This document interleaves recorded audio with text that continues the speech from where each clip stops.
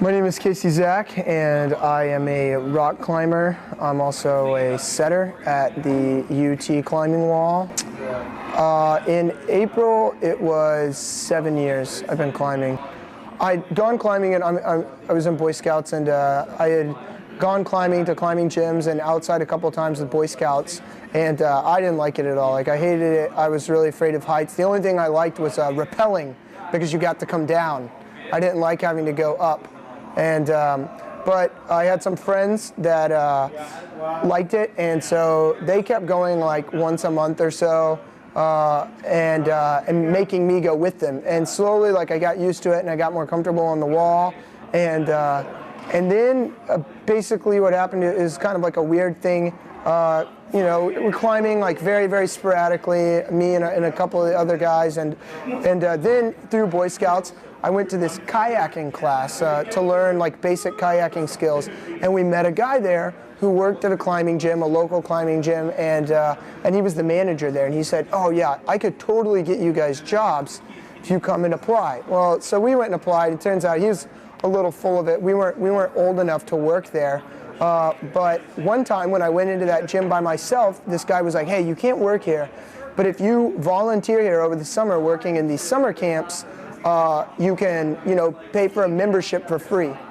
And it's funny, I mean, like, so that kayaking class was really what got me started into really rock climbing, because when I started volunteering for those summer camps, I climbed. I worked every single day, and I climbed every single day, and I started meeting my friends that were climbers, and just really getting into it right then. And that's when I it was just like immediately like caught, and you know, I've just been climbing ever since. So climbing, compared to other things that I've done, and maybe that's just because I'm so uncoordinated to begin with, but like team sports and stuff like that, I never really noticed that you had to have as high a level of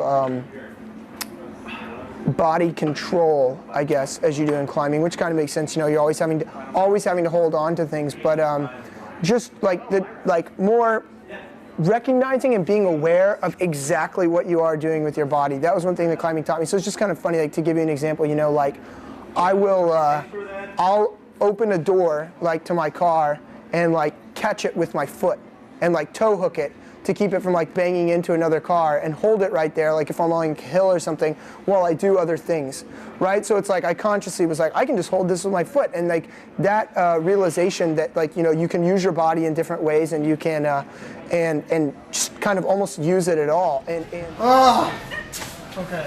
Let's try that again. In terms of climbing, I mean, when I first started climbing, I really just sucked. I sucked so bad. I actually remember this. One of my good friends is the guy who he was the coach of the climbing team at the climbing gym where I said I started when I started doing those summer camps. And he told me, at first he told me that he would let me come on the team because he thought I was good. And several years later he revealed to me that no, I really did suck that bad. He just liked me so much that he just couldn't tell me no, so he let me onto the team anyway. So that's an indication. I mean, I really was actually that bad, that like I just sucked, and I just got along, you know, probably just by being really stoked and by being nice or whatever you want to say. But so now, I would say in terms of climbers in Austin and maybe just climbers nationally or whatever, I would say that for people who are committed climbers, I'm probably like right above average, like a tiny bit above average as far as climbing skill level, which means I've come a long way, because I've come from the very bottom all the way up to that. And it's taken me 7 years, but it was like an enjoyable experience the whole time, you know. So they're all looking like this is complete failure. Did you see this foot over there? no. What's Good wrong, call. dude? Not very good. Why can't you do it? It's just hard. I kind of actually have some pretty specific goals. I would like to one day be able to climb a 514, which is a grade. Probably doesn't mean a lot to you guys, but that really is the level of climber at which I feel like you would probably be considered elite. Not quite, like, it doesn't necessarily make you a professional climber, and it doesn't make you one of the best climbers in the country by any means. But you kind of would be considered an elite participant in the sport, and not for the status, but like I think that that's something I have the physical potential to do, and I really want to push myself to do that. I also want to boulder, which is what they're doing in here, boulder really hard. Now, I don't know if I have a specific grade on that, but I would really like to be able to boulder at an elite level, and a lot of that's just going to take training and drive and that and so forth. And then the other thing I'd like to do is get a lot better at trad climbing, which is where you climb and you put protection into the wall, but it's removable.